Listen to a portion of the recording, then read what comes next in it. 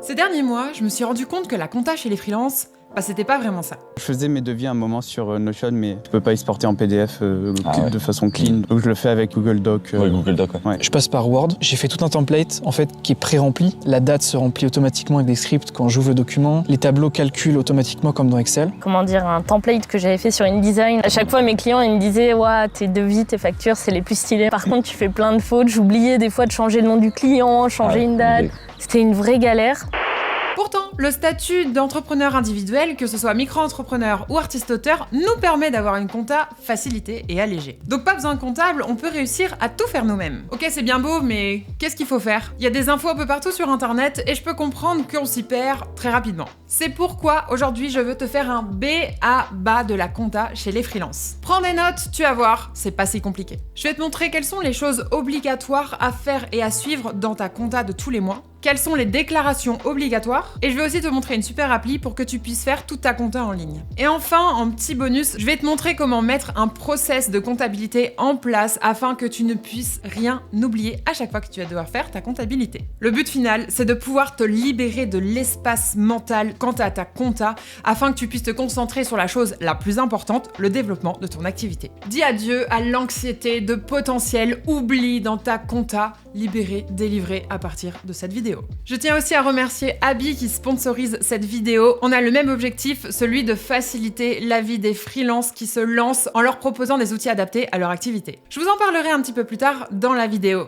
Allez, c'est parti. Les règles sont très simples dans la compta pour les freelances. On n'a pas besoin d'avoir un comptable. Sur les statuts, on va dire au-dessus de société, oui, c'est obligatoire, mais pas si vous êtes micro-entrepreneur ou artiste-auteur. Vous pouvez en prendre un, bien sûr, si ça vous chante, mais ce n'est pas du tout une obligation. Je vais t'énumérer quelques points qu'il faut que tu aies en tête. De 1, les devis ne sont pas obligatoires. Bien sûr que tu peux en faire, bien sûr que tu peux en faire signer, ça te protège, mais dans un statut comme micro-entrepreneur ou artiste-auteur, c'est pas obligatoire. Et si tu en fais, tu les gardes bien au chaud dans tes dossiers. Par contre, les factures, elles, il faut bien les garder et les garder dans l'ordre chronologique que tu as établi. Concernant ta numérotation de facture, il y a plusieurs moyens de la faire qui sont totalement légaux, je t'en donne quelques-uns. La numérotation, tu peux commencer par le chiffre que tu veux. Tu n'es pas obligé de commencer par 0,1 si tu commences à peine ton activité et que tu n'as pas envie que tes clients voient que c'est ta toute première facture ou ton premier devis. Tu as totalement le droit de commencer par 57, 62, 125, c'est toi qui choisis, mais par contre, c'est le numéro de départ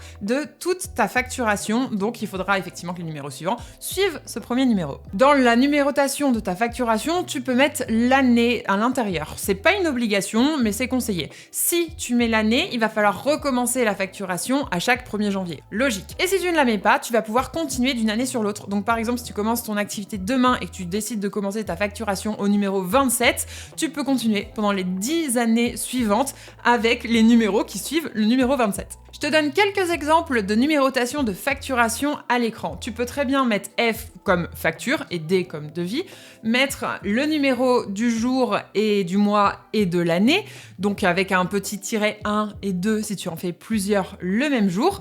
Tu peux mettre le numéro simple comme je te disais juste avant. Tu peux mettre le numéro de l'année avec le numéro de la facture derrière. Moi, c'est ce que je fais personnellement. Et enfin, tu peux mettre aussi un numéro qui se suit avec une abréviation derrière. Par exemple, tu peux mettre SER pour service, tout ce que tu vas facturer en prestation de service, et mettre un pro pour la vente de produits, par exemple. Toi, ça va te servir à mettre tout dans 2 dossiers séparés, savoir quelle facture correspond à la vente de tes produits et donc que tu déclares en vente de marchandises et quelle facture correspond à la prestation de service. C'est pas une obligation, mais si ça t'arrange dans ton organisation, pourquoi pas. Une autre particularité de notre compta, ce sont les notes de frais. Donc, en micro-entreprise, ça sert à rien de les garder, tout simplement parce qu'on ne peut pas les défalquer. Mais si tu es soumis à la TVA, chose dont tu n'es pas soumis quand tu commences, je reprécise, mais si tu passes le seuil de TVA, tu peux effectivement faire des achats avec ton compte professionnel, ton compte bancaire professionnel et récupérer la TVA. Il faudra alors donc demander à chaque fois une facture pour pouvoir récupérer cette TVA sur tes achats. Si tu es un artiste-auteur, toi, tu as le droit de défalquer tout le matériel que tu as acheté. Donc, pareil, garde bien toutes les factures que tu as. Donc, tu peux prendre des photos, histoire de les avoir numérisées. On sait jamais si tu perds tous les petits papiers.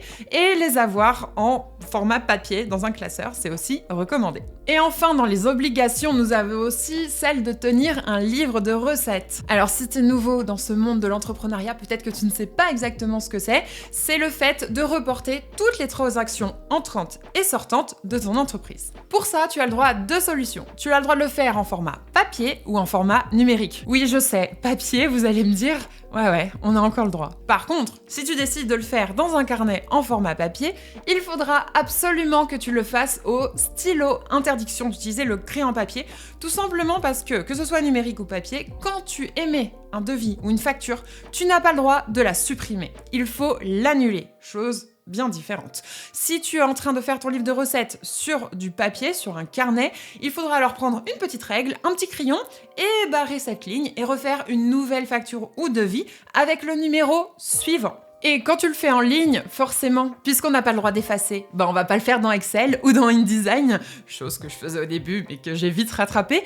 Le fait d'utiliser un outil de facturation en ligne va te permettre de respecter cette règle. Ok, maintenant, qu'est-ce qu'on a à payer concrètement quand on est entrepreneur individuel? Il y a plusieurs choses. La première, c'est les cotisations à l'URSSAF. Ça, tu vas pas y échapper, c'est la même chose pour tout le monde. Les cotisations URSSAF se font mensuellement ou trimestriellement, c'est toi qui choisis la première fois quand tu te déclares et tu peux le changer à tout moment. Personnellement, je préfère largement mensuellement, histoire de pouvoir le faire tous les mois et d'être vraiment à jour et sans manque de trésorerie. Et à chaque fois que tu fais ta déclaration, par exemple, là nous sommes au mois de novembre, ce mois-ci j'ai fait ma déclaration URSSAF du mois d'octobre qui va être prélevée sur mon compte bancaire le 1er décembre. Les cotisations URSSAF, elles diffèrent en fonction de ton statut, donc ça je te conseille de regarder directement sur internet. Si tu es micro-entrepreneur, c'est autour de 21,3% en ce moment, ça peut toujours changer. Je te conseille de regarder directement sur internet pour avoir les bonnes informations en temps voulu si tu regardes cette vidéo beaucoup plus tard par rapport à sa sortie.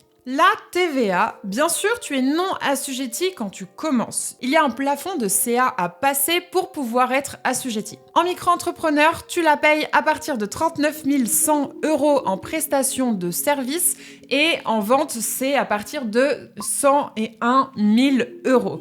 Tu la payes à partir du jour où tu as encaissé ce dépassement de CA. Si tu vends tes services en tant que freelance, tu es en prestation de service, donc toi, ton plafond, ça va être de 39 100 €. La TVA, elle est de 20% pour les entrepreneurs individuels, sauf dans les dom-toms. Donc si tu habites dans des super îles au soleil, pour toi, ça va être légèrement différent. Les taux sont différents pour chaque dom-tom, donc je te conseille d'aller regarder directement sur internet en fonction de là où tu habites. Je te donne un lien pour un super article que j'ai trouvé qui est sur le blog d'Abby concernant la TVA dans les dom-toms juste en dessous. Concernant la TVA, je te conseille de la demander au réel, c'est-à-dire que tu payes tous les mois, comme ça s'ajuste en fait avec les cotisations URSSAF. Chaque mois, tu payes la TVA, les cotisations, tu calcules exactement ton CA, mais surtout ce que tu as gagné, ce qui est pour toi dans ta poche. Je trouve que c'est largement plus simple à suivre sur l'année.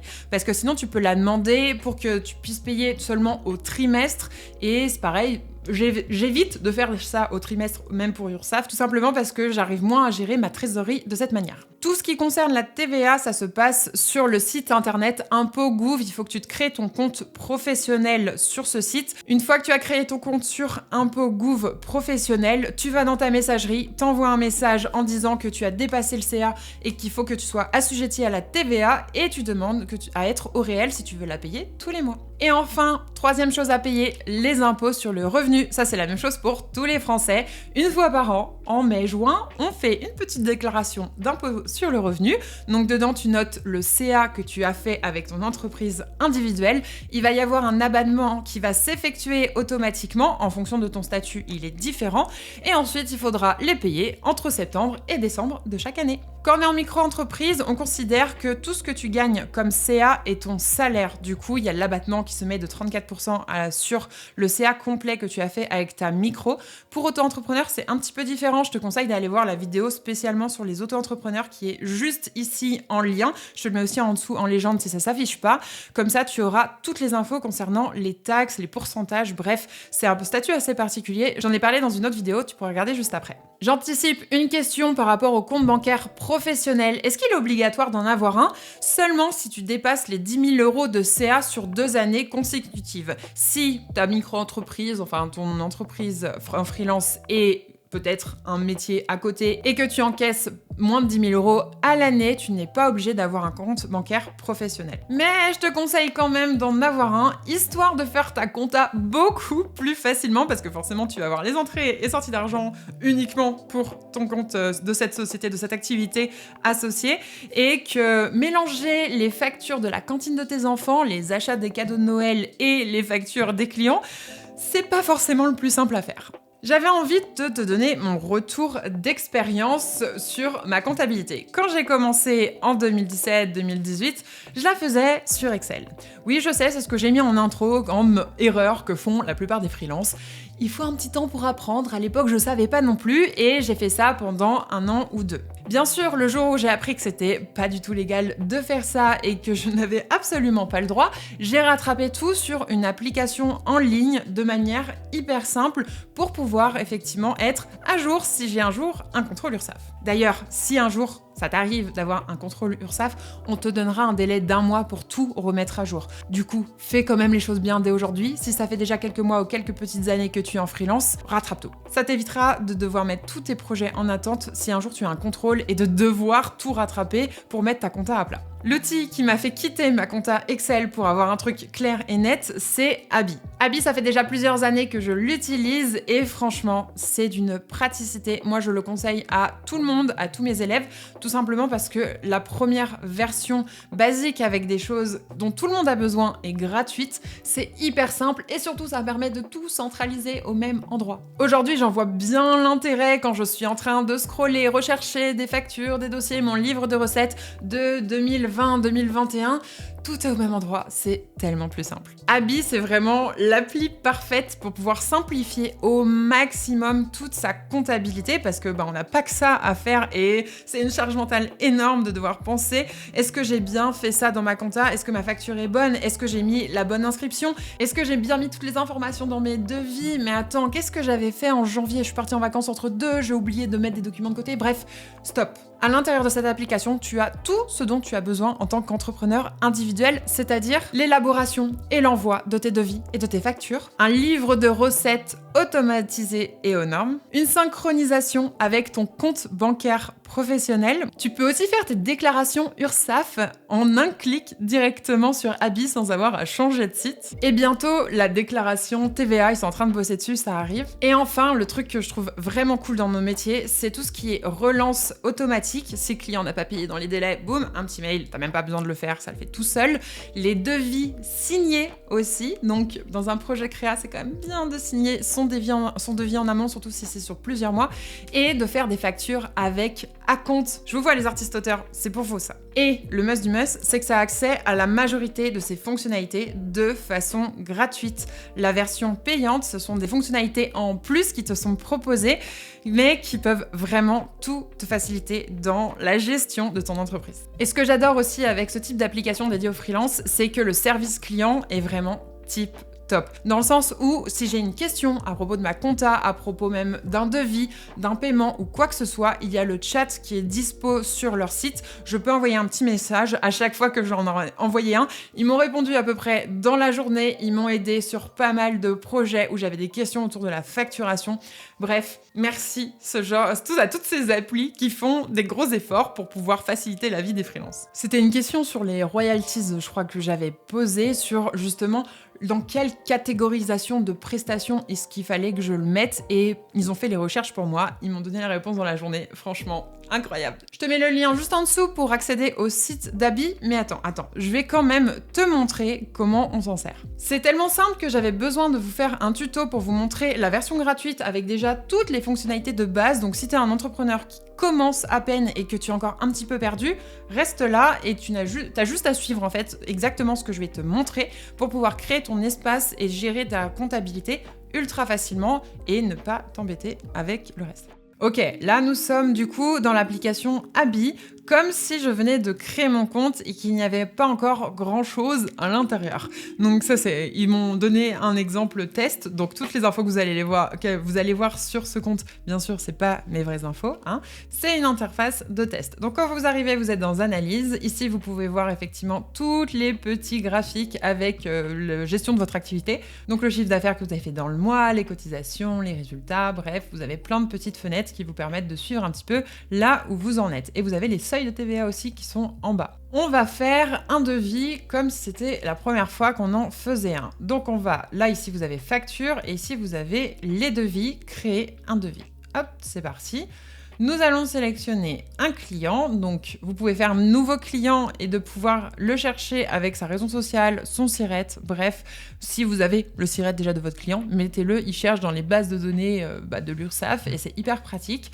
Moi, ce que je vais faire, c'est sélectionner les clients test. Donc ça, c'est comme si vous aviez déjà un client d'enregistré. Très pratique si vous faites des missions récurrentes. Et ensuite, on va mettre l'article. Donc l'article ici, ça peut être votre prestation de service. Donc par exemple, ça peut être développement d'un site web ici.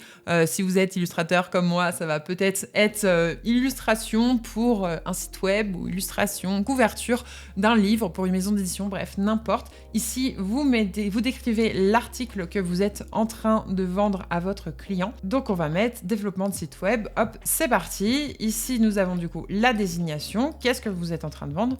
La référence.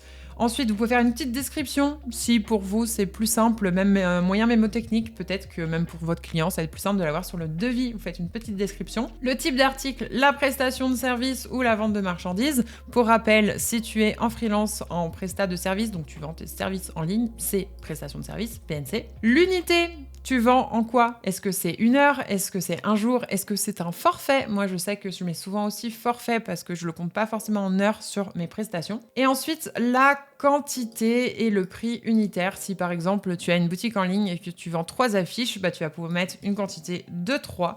Il va te calculer tout seul et en dessous, tu auras le total hors taxe. Si tu es soumis à la TVA, tu peux faire les réglages directement dans ton compte Habit et toutes tes factures seront de base avec l'onglet TVA qui va s'afficher. Tu n'auras plus qu'à mettre ton taux de TVA, donc moi c'est 20%. Et pareil, il va te mettre des factures avec le total hors taxe et le total en TTC. Ok, ici on va dire qu'on a développé 3 sites web, 95 €. Bon, c'est pas très cher, mais c'est pas grave, c'est un test. Le titre, ça, tu n'es pas obligé de le mettre, c'est pour toi, pour que tu puisses t'en souvenir. Là, ça peut être le site de Dupont, du coup, hop. Moi, c'est plus facile pour pouvoir m'y retrouver dans mon livre de recettes. La date d'émission que tu peux mettre à une date antérieure à aujourd'hui, si c'est plus pratique pour toi. Et la date de validité du devis, il est d'1 mois. Ici, tu peux utiliser la signature en ligne pour le devis si tu as vraiment besoin, par exemple pour une prestation longue, d'avoir un devis bien signé pour être sûr que la personne va te payer au bout de quelques mois. Tu peux le faire aussi directement sur Habit. Ça fait partie de la version pro, mais ça peut être très pratique. Ensuite, tu as plein d'autres options que je te laisserai aller regarder. Mais en tout cas, déjà notre devis, il y a toutes les informations importantes et obligatoires légalement parlant dessus. Donc maintenant, on va faire finaliser. Voilà, finaliser et télécharger en PDF si vous voulez envoyer tout vous-même par mail ou si vous voulez mettre directement le mail de votre client. Vous pouvez le mettre dans Habit avec sa fiche contact, gros avec son numéro SIRET, sa raison sociale, toutes ces choses-là. Mettre le mail et le numéro du téléphone du contact privilégié, donc le contact que vous avez, qui vous a contacté vous pour la prestation. Et du coup, ça lui envoie directement par mail. Là, on va faire finaliser et fermer. Ok, une fois finalisé, vous ne pourrez plus supprimer ce document. C'est ce que je vous disais tout à l'heure, les devis et les factures, il faut bien les noter dans votre livre de recettes et vous n'avez pas le droit de les supprimer. C'est que annulable et remplaçable si vous voulez le remplacer, mais vous ne pourrez plus les supprimer. Donc faites attention à ça avant de valider un devis pour éviter de passer votre temps à les annuler. Hop, c'est parti, marqué comme finalisé. Ok, donc là il me met directement dans mes documents, mon devis, c'est parfait. On va dire que le devis, Monsieur Dupont il était bien content, donc il l'a signé. Youhou! Allez, c'est parti, on fait la prestation. Donc là, il reste en signé le temps de la faire. Et le jour où on a enfin fini la presta, Monsieur Dupont est hyper content, il me demande la facture. Pareil, je refais autre action et je mets créer une facture finale. hop là, ça me réouvre tout dans une nouvelle fenêtre, ça m'a transformé le tout en facture, donc rien besoin de remettre à l'intérieur, sauf s'il y a peut-être eu des choses entre-temps qui se sont rajoutées. Vous pouvez effectivement ajouter une nouvelle ligne juste ici pour pouvoir avoir des informations complémentaires sur la facture qui n'étaient pas présentes sur le devis. Là par exemple, on peut remettre une désignation, on va dire que je lui ai fait un petit logo en plus. Voilà, logo, référence, pas forcément besoin, description, logo du site web, ok. Type d'article, prestation de service, l'unité, allez, je lui ai fait un jour et j'ai facturé ça 200 €. C'est parti. Donc là, ça s'est rajouté sur ma facture, alors que c'était pas sur le devis, mais aucun problème, c'est bien noté. Finalisé, donc pareil, il me demande si je veux activer le paiement en ligne, ce qui est une chose qui est possible à faire sur Abi, très pratique, et d'activer la relance automatique. Donc ça, c'est 2 paramètres qui sont en pro, du coup, on va pas les activer maintenant, mais c'est tout à fait possible de mettre ça. Donc là, finaliser et fermer, ou si vous voulez la télécharger en PDF directement sur votre ordi, c'est juste là. Finaliser, fermer, marquer comme finalisé. Et nous avons notre facture. Une fois que vous l'avez envoyée à votre client, elle ne se met pas automatiquement en payé, sauf si vous avez connecté votre compte bancaire professionnel. Donc, il faut que ce soit des banques qui soient en ligne pour que Abi puisse le supporter. Et si le paiement arrive sur votre compte bancaire, ça va se mettre automatiquement en payé. Si ce n'est pas le cas, vous pouvez tout à fait cliquer sur les 3 petits points et marquer comme payé. Là, il y a une petite fenêtre qui s'ouvre, passer en facture payée. Donc, il me demande la date d'encaissement. C'est la date auquel le virement est arrivé sur votre compte bancaire. Donc, pareil, vous pouvez mettre une date antérieure si c'est le cas. Moyen de paiement, il m'a fait un virement avec le montant de 85. Ok, on est bon, on valide. Et là, il me dit, comme je suis dans une version test, si on n'était pas en mode test, votre document aurait été ajouté au livre des recettes. Donc, c'est exactement ça que vous aurez sur la vraie version. Le livre des recettes, il est dans la comptabilité. Vous avez toutes les transactions et vos livres comptables avec le livre des recettes qui est juste là. Je peux ajouter une entrée, donc là je vais être obligée de le faire manuellement, mais normalement ça se met automatiquement. Ok, là j'ai toutes les informations, donc j'ai juste à mettre enregistrer et ça va s'afficher directement dans mon livre des recettes. Ce livre de recettes, c'est quand même quelque chose qui est hyper pratique parce que vous allez pouvoir suivre toutes les factures, donc les paiements entrants et les paiements sortants que vous pouvez rajouter à la main comme là j'ai fait, à l'intérieur de Abi directement, comme ça vous avez tout de bien enregistré.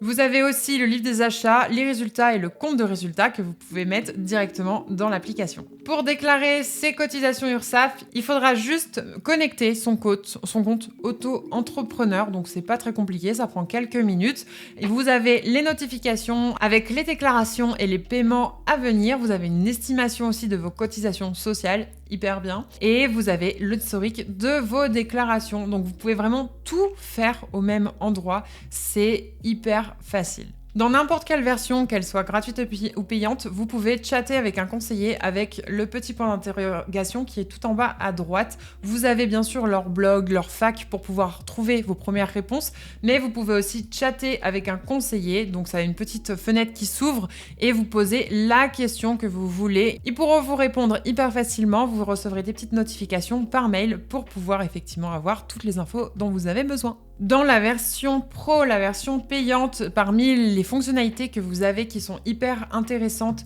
vous avez la signature électronique de devis en ligne, vous avez les relances automatiques, vous avez les paiements en ligne par CB. Vous pouvez aussi traduire vos factures avec différentes monnaies. Donc si vous bossez avec des pays étrangers, c'est hyper pratique. Au niveau des devis et des factures, vous pouvez aussi mettre en place des factures récurrentes pour vos clients.